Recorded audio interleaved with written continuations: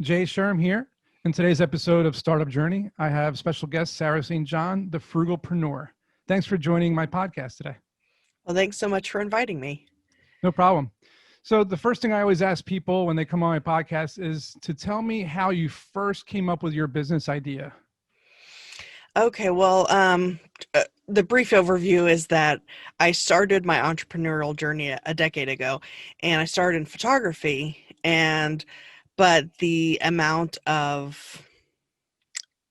expense that involved upkeep and maintenance, uh, at a certain point, I was like, this isn't sustainable for me. So I wanted to switch over to online business, and I tried everything like drop shipping, affiliate marketing, blogging, everything. And it was kind of in the process of doing that I discovered all these tools and resources that were cheap or free to use to manage an online business. And so then I got the idea of the book, Frugalpreneur. And then while I was writing the book, I was like, I should launch a podcast with that to kind of coincide and help market it. But it was just going to be like a short 10 episode type of thing. But then I was getting more leverage and traction from the podcast than the book. So now I'm focusing primarily on the podcast, and I've written 3 books now. The latest called Podcastpreneur, um, and starting a podcast production agency and all that. So I'm kind of going all in on podcasting now.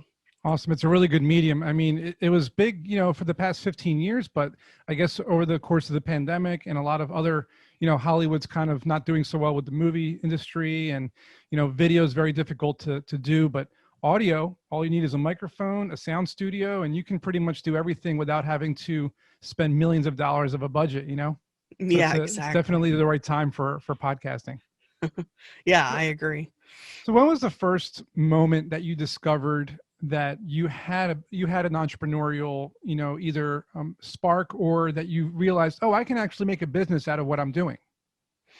Well, I think I've been an entrepreneur my whole life and didn't realize it because when I was a little kid, I was getting gathering up like free candy and pencils and whatnot and selling them to my friends. And so I think I've always had an entrepreneurial, I don't know if it's a gene or in your DNA or whatever, but it wasn't until it was 2008, I believe. I had 6 different jobs that year, Oh, and not at the same time, but over the course of the year. And just realized I wanted to start working for myself. So, um, yeah, I guess that 2008, kind of having all those jobs that year is what really made me makes decide to sense. go in on That's that. that's funny because you mentioned when you were a kid selling candy and pencils and things like that. So there's a story. It's a short story, but when I was 12 years old, I was in middle school, and I never told this story to anybody before, except for like friends and family. But long story short, I used to travel to Europe a lot with my family, and when I was in Europe, I saw these colorful bracelets that they sold at all the stores, and everybody was wearing them all the time. So they were 25 cents a piece. I bought like 100 of them. I brought them back. And then in school, I would wear like a whole wrist full of all the different colors, and then people would buy them off me for $1. So that's when I realized I could be an entrepreneur. So it was Oh, kind of it was kind of similar. It's kind of similar. oh. So now everybody says that we're so lucky, right? You're so lucky. You're so lucky. And I'm like, because we work for ourselves. But there are challenges along the way. And what were some of the challenges that you faced when you started to, veer towards full time? I know that you work part time as an entrepreneur, and you have a job as well. But when you started kind of going towards the whole, I'm going to be doing this part time, what challenges did you find along the way? Well, one is definitely finding the time. At some point, I hope to be an entrepreneur full time, but yeah, currently it's evenings and weekends pretty much. So just finding the balance with a full time job, and then my entrepreneurial things, and then family and friends, and just all of that. I think definitely finding the time is a big factor, and then maintaining it under a budget. I try to keep everything under 100 a month for all my business expenses. So and I would say another obstacle has been shiny object syndrome. And I think all entrepreneurs probably have this at some point, where you might be working on one thing, but then you get an idea for something else, and then you want to try that too. And that's probably why I tried so many different things, but I think now I'm starting to focus on primarily podcasting. So, It's funny. I'm torn on this subject because I actually have a podcast episode where I talk about why entrepreneurs should come up with new ideas every couple months. And, I'm always going to be torn on this because I do it, right? I'm working on multiple projects at once. Here's the thing. There's a line where you can create as much as possible of one idea and still not do the entire thing, but just prepare for it. Like maybe an outline, maybe the preliminary research, and kind of grease the wheels so that when you do finish your project that you're working on, it's kind of sitting there waiting for you to take to the next level. Also, it helps you kind of keep your brain moving, and also it keeps your skills tight, because if you have to do like Photoshop or WordPress or video editing or any kind of skills that you kind of lose those shortcuts and like the fast response time that you're doing when you're building things, doing those things on a regular basis keeps you fresh. So that's why I tell people just keep coming up with ideas, and don't ever put them on the back burner, because then you'll never get to it. You'll say, I'll do it later, and you just never will. So I'm kind of torn on it. Now, if there was one mistake that you could have avoided when you first started as an entrepreneur, what would it be, and how would you have avoided it? well, actually, kind of going back to what we talked about, I would say, because I had launched at one time, I think I counted, I've done like 30 different things. And so I think the mistake, and now I get what you're saying, and I think that makes sense, but I was just going down so many rabbit holes and trying so many different things that I think that was a mistake because of all the time and some money, but primarily time wasted. But at the same time, maybe I had to try these different things to figure out, ultimately get to podcasting, I guess. But yeah, I feel like I wasted some time. Yeah. So you would have went back and said, hey, focus on, and I always say 2 or 3 things per year is fine. But if you're doing 5, 10, 20, then yeah, that's ridiculous. But, if you're doing one large project that'll take you about a year to do, and then in the middle, you're doing 2 smaller things that you might be able to do a little bit each week, once a week or something like that. That's kind of what I'm talking about.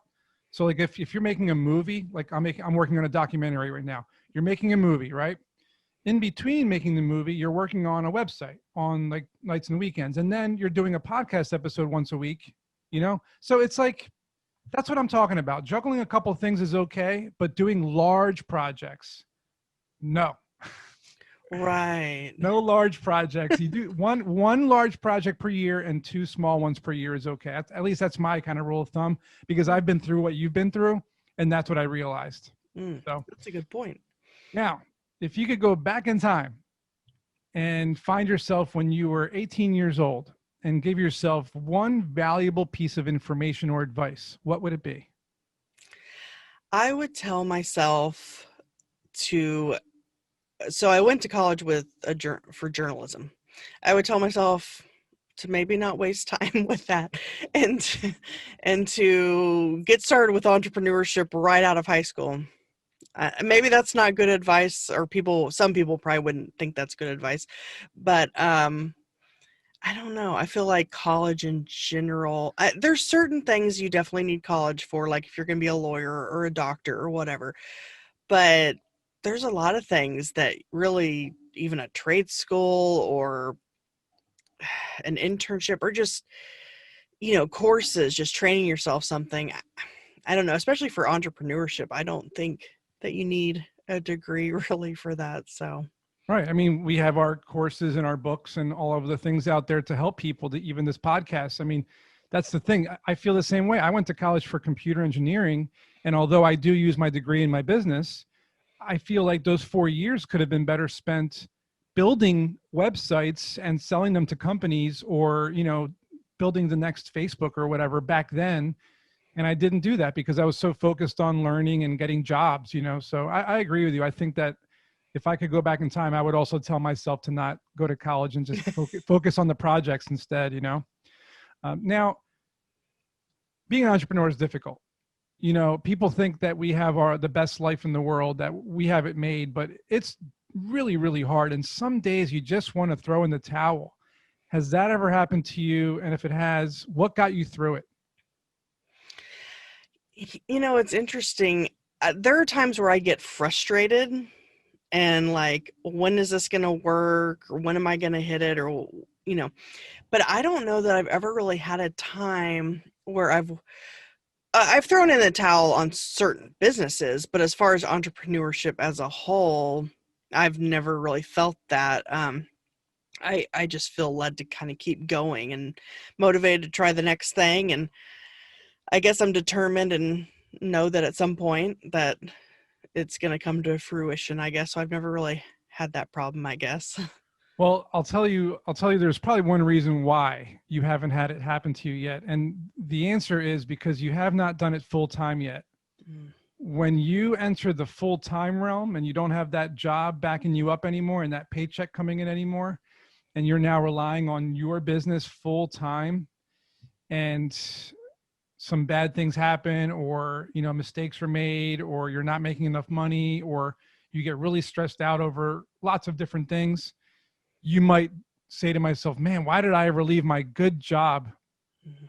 Maybe I should go back to my good job. Maybe I should go back to those easy, simple days where people just told me what to do.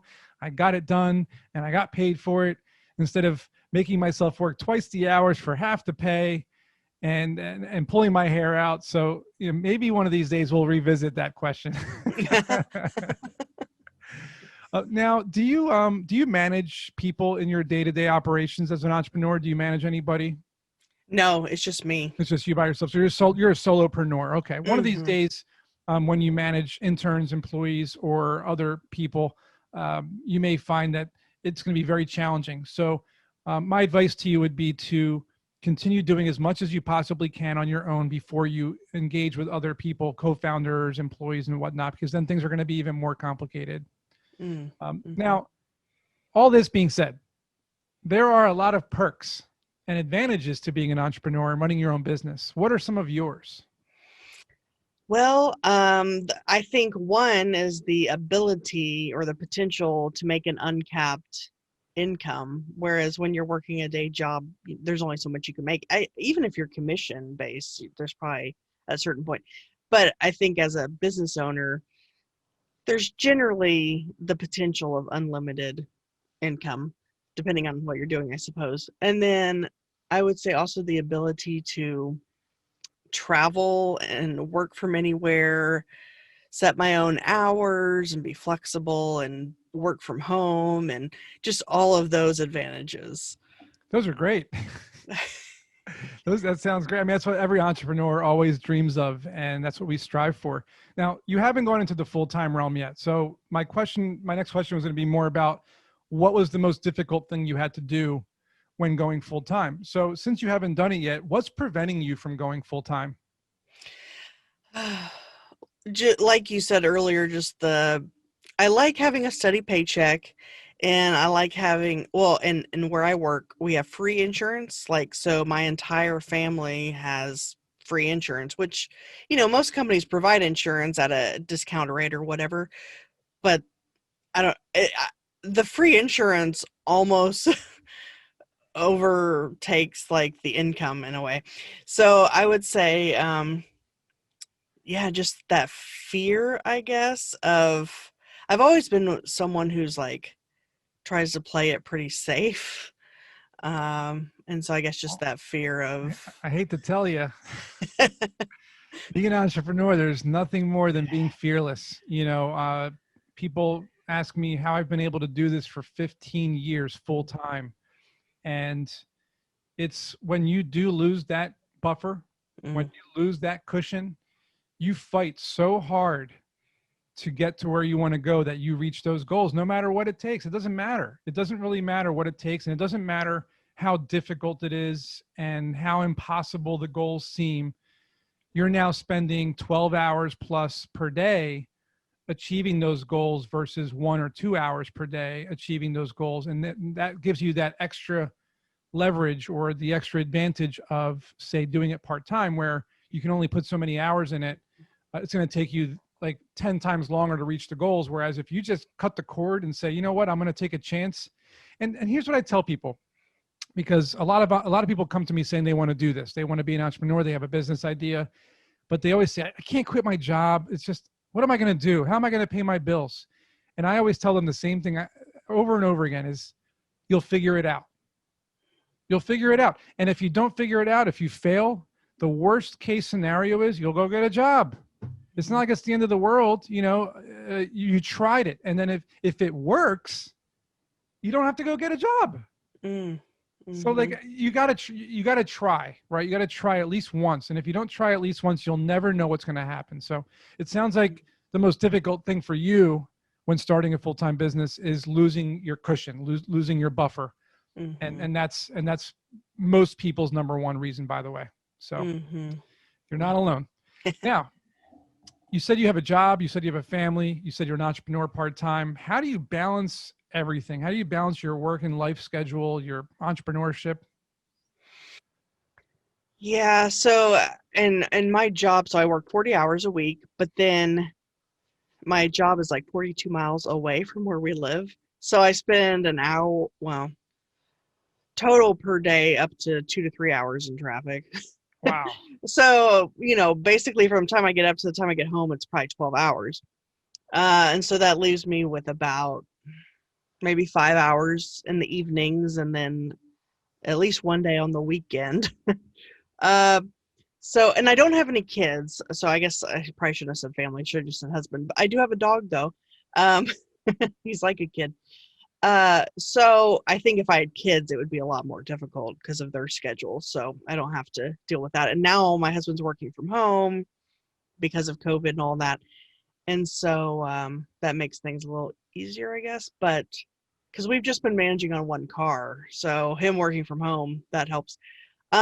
So I guess balancing, I'd say the biggest issue is he wants to spend time with me, but I want to get stuff done on my business and spend my evenings working on that. And he wants to like watch TV shows with me, and then we get all these TV shows backlogged. And don't watch that episode without me. Right. So it's tough for you to balance it all. Because again, it sounds like the job is taking up most of your time, and so it sounds like realistically what you need. It sounds like you need to work on one of your ideas that can generate revenue, so that you get to a point where you no longer need your job. Mm-hmm. And that's how I started out, by the way. 15 years ago, one of my businesses just was doing just as good as my job was. And I cut the cord, and then I just went full time, and I didn't look back. So you need to find something that makes you enough money that you can be comfortable. It might not be as much as you're making now, but I'll tell you this, if you can make even half as much as you're making now, and then focus all your time on that and anything else, you'll keep succeeding, because now you have all that time. Mm-hmm. And so I'd say definitely do that. And I always want my entrepreneurs to give some final thoughts or words of wisdom to people listening in terms of, what you think they can do to start their first business. Mm-hmm. Yeah. So, I mean, I recommend starting an online business, but, just because it's so much more affordable and less risky. I think there's not the overhead generally, because I run my businesses for under 100 a month total. So, I mean, a good place, I guess, would be to read my book, Frugalpreneur, or to listen to the podcast. And actually, I have 3 books, and I give them away for free, the PDF version at thesarahstjohn.com/free. So there's one about frugalpreneurship, where it kind of outlines the different types of online businesses and what you need to run them. And then I have authorpreneur and podcastpreneur. So that might be a good place to start if someone isn't sure what direction they want to go. Awesome. And just some final words of inspiration or encouragement. So one thing I've recently learned is that I was spending so much time learning, but not enough time implementing. Like I would spend hours reading, listening to podcasts, doing courses, all this stuff. And I think that's definitely important to do all the time, and especially when you're first learning. But at a certain point, if all you're doing is learning and not implementing, that's kind of pointless. So So now I try for every hour I spend learning, I spend another hour implementing what I learned. So Awesome.